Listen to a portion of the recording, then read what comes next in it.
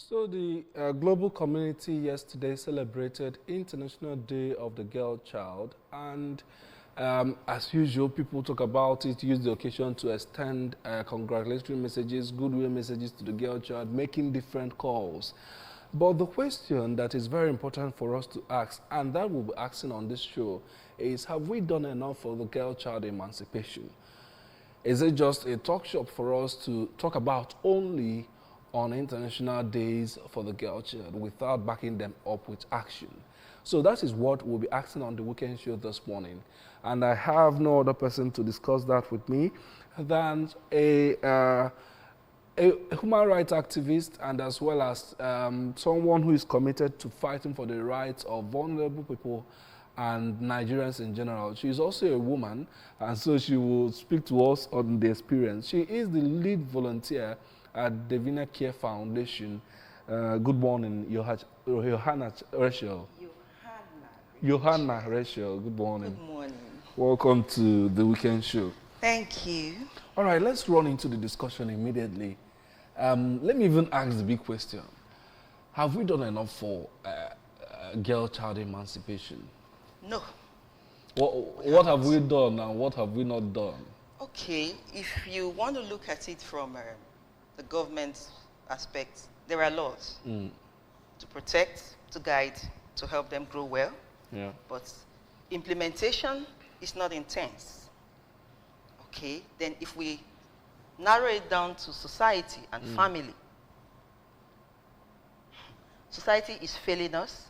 The family unit is not doing what they are not doing what they are supposed to do. Okay. You see, so if you are trying to raise a child, all I keep telling parents is the whole work starts from the home. Okay. So we want to raise a girl child, we want to empower them. What do you speak to them from the back?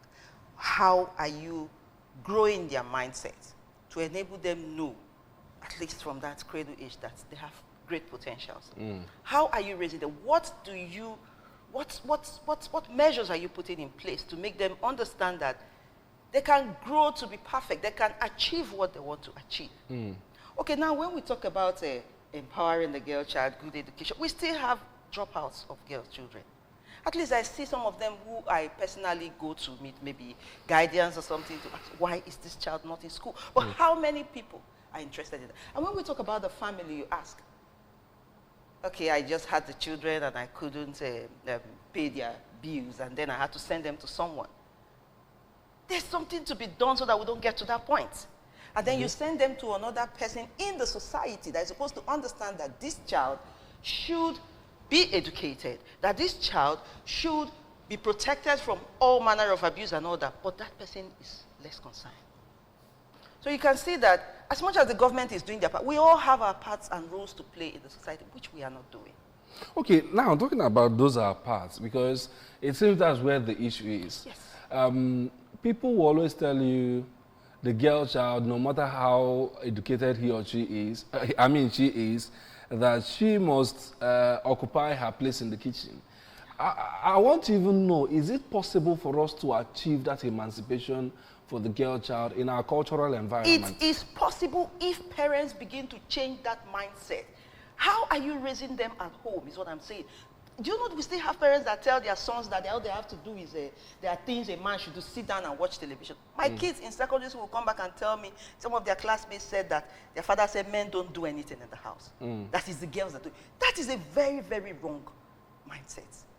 If parents do not start to erase this kind of mentality so that they are all growing together equally. A man should know how to cook, a woman should know how to cook. And that is where the problem is. Yes. That change of mindset for the parents even. The parents, because the parents are culture. How can we change that mindset among the parents for them even to see that it's wrong? Because the truth is that most of them don't see anything wrong with it. Yes. They don't, and they will continue to argue with you. See, I keep having this argument, and sometimes it becomes tiring because they already have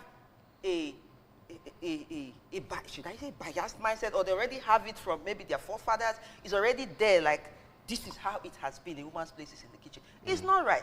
Last week I went for a mentorship class with young girls, and a girl in, is it JS3 or something, wrote a long question for me. But it wasn't a question. She was just Why is it that my mother will always say I should go into the kitchen and go and do the chores, that I should cook, I should wash, I should do this, and my brothers will just be sitting down? Does it mean that she will tell me that the place of a woman is in the kitchen? That's a learned woman telling her daughter that the place of a woman is in the kitchen. That, okay, my brothers now, when they go to the university, that was her question.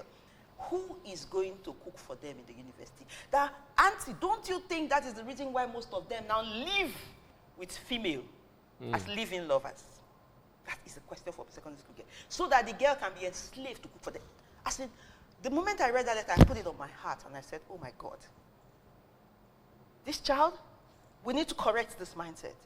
Tell your mother, your brother needs to learn how to, you see it now, the girl is tracing it. When he gets to the university, who cooks for him? Why can't he start learning it from that? So that in future, you see, women have taken over, or women are gradually taking over the labor market. Women are in big offices. Women work 7 to 5. Like my friends in Lagos who come back by 8, 9. And then you have a husband that can come back by 5, 6. And he cannot do anything in the house. The family unit is destroyed. Do you know that? If he comes back, he cannot bathe the kids. He cannot rush to the kitchen and prepare the quickest meal because you're waiting for a woman that is going to drive all the way from the island. Okay, let's talk about even those in our state. Yeah. The bankers will close by 6:37. Their brain has been saturated from morning till. Now, you know we have a lot of female bankers. Then she's coming back home to a husband that closed by 4. And then the man says a man doesn't enter the kitchen. Come on. Come on.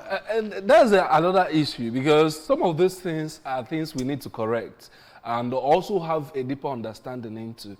Some will even tell you that, why should a woman do that kind of work? So how do we change this mindset? Everybody needs to get involved. The church needs to be talking about it. The communities need to be talking about it. Families need to be talking about it. We are talking about it. We are fighting.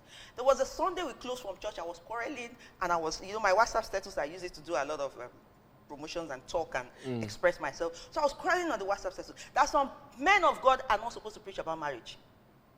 They're not supposed to preach about family units. They do not have an idea of what happens. They still have that archaic mentality. Men of God are great influencers. Yes. If they do not speak the right thing that will help the society to grow, they will be damaging a lot of families. And that man said that in that day, stating that why should you sit down and your husband is going into the kitchen? And then some men were busy raising shoulders. And I was boiling from they know me. I boil when it's not sitting right in my brain. I boil. You will just see it physically. And as soon as we closed, I was talking about it, quarreling from the church, typing it on my status so that all my church members will see that I opposed that teaching. I opposed it. You can't say that. You're going to destroy a lot of women. Some women work more than their husbands. Some husbands claim to be contractors. They go from morning to night, they don't get anything. The woman is the breadwinner. And you say he's not supposed to enter the kitchen. Hello? It's not balanced. You should give them the mindset to help their partners. We tell mothers, I tell mothers from this our age, train your sons to know how to do everything. It's for their own good. We are complaining about people traveling abroad, marriages getting destroyed. If you leave Nigeria with this mindset, you go over there where everybody is busy. You are sharing bills and we're sharing job, and you tell the woman that she should come and cook when she's just coming back tired when you're supposed to do something. The marriage will not work. Now, let's balance this issue, because there is this argument, or so we'll say that it is extreme feminism when this kind of mindset is being taught. And so we even tell you that is why marriages are failing, like you've pointed out, and that women are failing in their responsibilities. I want you to explain to us in a layman's term, what does actually mean? And what does empowerment of a girl actually mean, and what does it not mean? Empowering a girl child is making her, let her be able to do those things that she is passionate about, develop so that she can, because a female child helps grow the society. They are the ones that most times assist the children in most of their, how to talk, how to write, how to do different things. So if a girl child is not allowed to develop that passion in her that will help her grow, you are shutting down a generation. When we say empowering a girl child, it's not for her to come and when the husband is talking, she will tell him to shut up, that I've been empowered to tell you to shut up. No, we don't support that. That's rude. You are being empowered to grow your family unit and to grow the society around you. You have that knowledge on health so that you can talk to people about the dangers of unprotected sex and cancer fights and different things. You are educated so that you can help your children grow and teach other children to grow, or maybe speak to other women. You are protected from abuse so that you can stand up for another woman that doesn't have a voice and all that. But not to go and start dragging positions. We are not dragging positions. You know, the days of our parents, our mothers were more housewives. Yeah. And our fathers were doing everything. Our mothers, at least I grew up seeing my mom plucking vegetable from the back of the house, and we have cooked a pot of soup. Yeah. Because there's crayfish in the house, and then there is a ugiri, and then before you say Jack, the soup is ready, because she's there to do it in the afternoon and do it in the evening. But now times have changed. These women have gone to school. The economy is not even allowing one partner to do that. It has to be both parties. So if a woman is stressed out to the point of going to work to come and pay bills with you, she doesn't need to tell you to relieve her of those little things. You just use, there are things that shouldn't be voiced out. You understand? So when you hear that women are not doing their part, most times I've listened to it and I've realized that the men are not being diplomatic in this thing. A woman is paying the bills like you're paying the bills. She's not commanding you, but she's telling you, appreciate it, and then ease this thing for me. Be kind.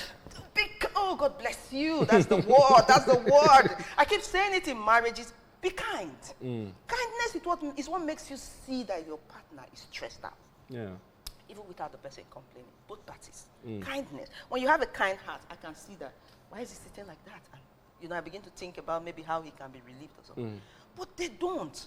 Majority don't. They still have that our father's mindset. Oh, no matter what it takes, when you come back, you cook. A woman should not go. A man shouldn't go into the kitchen. A man should. But a man will abuse. Okay, a woman will finish doing all that running around.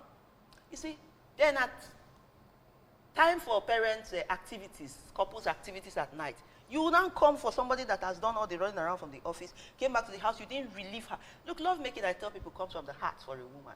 It's a passionate thing. It comes with, when someone is relaxed, you get the best from her. So if you are stressed, you've watched her go through all that stress, then by 9 o'clock, she's climbing the bed and you're touching her, you'll get a reaction. You will get a reaction from most of them. And then you say she's not submissive. No. No. She's stressed out.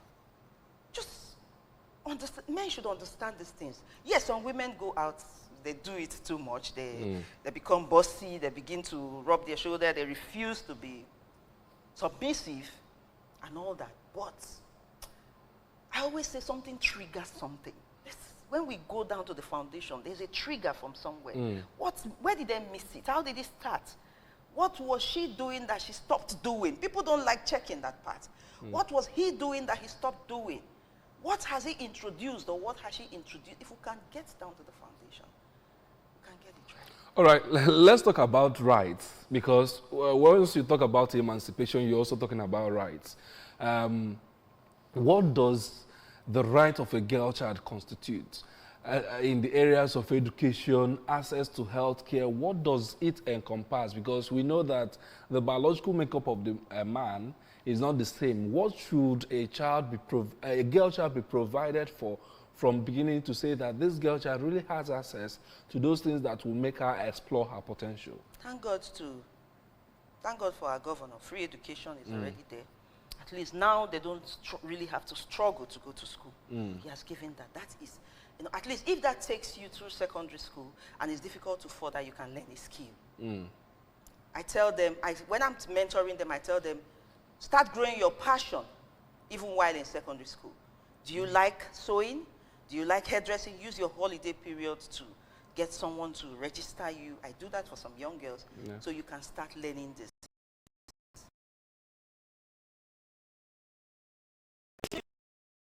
Go to the university, you develop that skill. You have become someone already. I knew of a young girl that learned how to make hair with her mom and trained herself in the university. Her mom was in one room. Trained herself in the university with her hairdressing. So she's married one of the best men and enjoying her life. Okay. She has what he's giving her. Now I talk, that is for education. When we come to talk about health care, the governor's wife just did this cervical cancer vaccine free. Yeah. It hurt my soul to discover that learned people prevented their children from taking that vaccine. Somebody went out of her way to get this opportunity. Are we saying we do not know that cervical cancer is wasting lives? No, we do. But because a mindset of that is going to reduce, it's going to affect their reproductive, I don't know how they got all that. They told me to my face that their daughters will not take it. They even called the ones in the university, don't take it. And I said, I don't understand. Okay, now, yes, they said if you are a virgin as a young girl, you can't have HPV virus, which is the virus that causes that cervical cancer. But then, do you know when they get this virgin? We always find it difficult to accept the truth that our children are growing and exploring as well. Do you know if they can get this virgin that you will never know? And do you know if that first person is a carrier and she gets infected? HPV starts growing early. And if you look at they started from 9 years to I think 14 years to give it to them. Somebody said, why 9 years? I said, because if for those of us that are into sexual abuse fight, we have discovered that from 5 years, children have already been 5, 4. In fact, those wearing pampers, they have already been abused, defiled by one neighbor, family, or the other. If you look at it from 9 years, do you know that we have a lot of 9 years that are already sexually very active by those abusers? And parents do not know. It breaks my heart that their daughters of that age are, and then you tell someone not to take the HPV virus because you feel she will not reproduce. Isn't that? So that's when I tell you that the family unit has a lot of roles to play. When we talk about protection of children, a woman protects the girl and leaves the son. Not speaking any word to the boy child to understand that he should also protect his sister and every other girl child out there. And in protecting them, you must not indulge in rape. You must not indulge in encouraging drug intake. I tell guys, I said, if you decide to smoke and take those things, and then you have a girlfriend, why are you introducing her to that thing? Why don't you just run your relationship without drugs? And be taking it if you think it's so wonderful. But no, they introduce these girls, and before you say Jack, the circle continues. Oh goodness, it becomes something else. So everyone is involved in this. So teach your sons to protect their sisters and protect other women out there. It's our right to protect them. It's their right, but we need to do it. You know, there's something you're pointing out now that we really need to re-echo. Amongst young boys, when they are in their 18s, even before then, especially when they start entering teenage age, you hear them discussing about girls as objects to be conquered. And at times you discover that parents haven't even had any sexual teachings for them or education for them, that most of the information they have are from outside. So how does girl-child emancipation, like you're pointing out, come into even bringing up the male child? I can tell you for a fact that the level of incest cases that I've handled with incest, brother to sister, it's disheartening. Parents have failed. In that house where they stay, it is happening there. When we talk about these things, when I go to mentor or to talk to these young girls, I always tell them something. We are always at the receiving end as women. Yeah. If you allow sex at an early age, who drops out of school to nurse a baby? You. Who uses 2 years to be there? Perhaps you might not even go back. The girl. Who will the society be mocking? The girl. It will also shock you that if the school expels that boy, let me take it here in secondary school, the parents will enroll him in the next secondary school near your house as a girl. And while you are home nursing the baby, he is continuing with his education. Yeah. So I tell young girls, be firm to say no to these things. Because these boys, do you know that we still have older men that say this thing you just said? I've conquered that one. Yes. Next. I've conquered that one. Next. Because women no longer have willpower, the strength to to, I don't know, I just think we should be able to say no to some certain things. I tell them, I say, your body should not be the reason why somebody gives you food. Yeah. If your body is the admiration for that office and for that food, walk out of it. Walk out of it, because that person will try to conquer you after giving you that job or that opportunity. Be quick to see that this thing you are being offered has a tag. It's a Greek gift. I've said it now. If the men begin to understand that this woman is worth this thing because this is what her brain delivered, it will be better. Not because as she walks in, the first thing you're seeing is her curves, the first thing you're seeing is her beauty, and then you're planning to give it to her because you need to conquer that person. If that mindset from men begin to change. Do you know, I've seen a situation whereby a girl walked into a place, all in her mind because she's beautiful, she's going to get the job. But she got there. The guy gave her a thorough interview. She did all the scenario that she was supposed to do. The guy did not look at her. She wasn't qualified, Yeah. She was shocked that she thought her beauty. So it's, people, we need to start changing our mindset. While we are working on those young teenagers that are coming up, to begin to know that it is their brain and their skills that will give them. Matter. Yes, that's what matters. We should also work on our sons. And as far as I'm concerned, parents need to start doing this thing.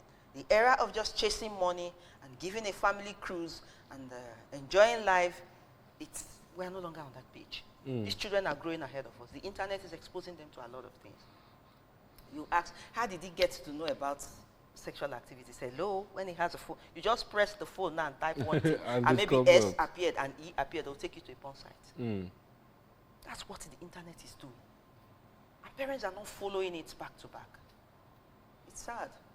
All right. Let's also talk about the emancipation of the girl child in terms of her relationship with her parents, or the next, especially the woman, and the next maybe role model elderly woman around. You mentioned as a mentor you encounter these ladies. How can a child trust her mom, especially, to confide in her some information she's gathering from outside? Like you mentioned the case of incest and some of those cases, and you discover that some of their parents are not even aware. Some who are aware, the mom will shut her off and say, don't even mention this outside. The first thing I tell children when I discover that, because they always tell me, I can't talk to my mom. She won't listen. We don't have that. The first thing I tell them is, do you know that most parents our age were abused? Yeah. Yeah. I've interacted with a lot of women, and including men. They were abused while growing up. And they shut it down. And decided to leave. But you know what I tell them is, if you shut down the fact that you have not healed or you don't want to talk about it, don't shut the fact that you need to protect your own children. Don't close your eyes to that part. You know, most mothers don't have relationship with their daughters. At least I've seen that from questions I get asked by these children. They say, I can't talk to her. She's either too busy, or she will look at me with one kind of eye, or there is no relationship. When you have, I have female children too. And we talk about that 2 days ago or 3 days ago. I put it up on my status. My daughter that is 12. There's a young man, close to where she goes to buy something, and he goes, to the point he now had to, may I know you? I said, Jehovah, may I know you? 12 years old and a man. She said she was looking at him. She now said her name is, she called her name. He now said, okay, my name is this. 12 years old. I said, so what's next? He now said, do you live here? And I started asking her those questions like someone that is trying to build a relationship. And she came back into the house and told me, I couldn't get the guy, but I went back to that shop. And I told the owner of the shop, please look for that person with so name. And tell him that I said nobody in my house is up to 18. So he shouldn't get to know anybody. Tell him to avoid my territory. It's like he doesn't know me. He doesn't know me. I can bite from the sky and bite from the ground when it has to do with protection of children. Parents don't have relationship. Growing up, I didn't have a relationship with my mom. Yeah. I couldn't tell her anything. Because it's always your fault that man is looking at you as a child. Exactly. Why? Exactly. Why why is he smiling? And then you feel I'm the cause of why he's smiling at me. Why don't you see it that he might have something else in his mind? So she's always snapping. You must not laugh. You must not there. So I don't even know when to say that uncle that came has touched me. I now started talking to my father. He became my confidant. He was the one I told when somebody was spreading rumor about me that was wrong. As at JS3, it was still my father I told that my guardian in school was molesting me. It was my father. And it was my father that acted. But so the reason why I could tell my father was because I'm a strong-willed person. And because I resisted that, my guardian, and fought him, and then he said that he was going to change the story and tell my father something else. I now prepared for him ahead. So I told my father, I said, let him come and put down his own story. Because he wanted to blackmail me and change the whole story. So that is me now. No, how many ladies will be able to do what I did? Yeah. But my kids can now tell me everything. They can even tell me that, Mom, there's this guy I think I like. I say, really? I said, okay, just like him and let the likeness end there. I will start laughing and say, Mom. I say, the next day I say, are you still liking him? Yeah, I say, don't allow him to know you like him. Yeah. Even if he comes that you like it, remember, time never reach. You know, and we laugh over it. And I wish I had that kind of relationship. And I wish a lot of children right now still have that kind of relationship. Parents should bond with their children. Don't be too busy. Yeah, I know. You come back tired, fagged out, and you can't. But no, you need that relationship because in that their chit-chat moment of talking, so many things start coming out. Yeah. You get information. You get to. My second daughter was 5 years when she told me, Mom, I went into that place to ease myself. Who followed you there? She said it was a boy. She now said, he said he wanted to help me clean up. I said, and what did he say? Because I'd already taught them at that age that your privates are for you alone. Only your hand cleans it, only your hand washes it, only your hand. You know, those are the teachings for that age. And so as she was talking, I was asking my own question from another point. Yeah. But I was able to deduce the fact that the boy was attempting an abuse. But then because she knew that Mommy said, only you clean, only you that, she was able to do all that, and then she left the place. All right, thank you very much. I was just wishing that the time will not be over. Our time is up. The conversation has been really, really entertaining. Thank you, Johanna Resho, lead volunteer at Devina Care Foundation, for joining us on the program this morning. Thank you for allowing me to pour out. I think one of these days we'll get to discuss, there was something you raised while you were talking about submissiveness, what it actually entails. We need to ask that question one of these days. But I would like my co-presenter lady to be around. Yes, sir, we'll argue it together. All right. Thank you very much for joining us on the Weekend Show this morning. We'll take you over now to our breakfast studio for the breakfast news at 8.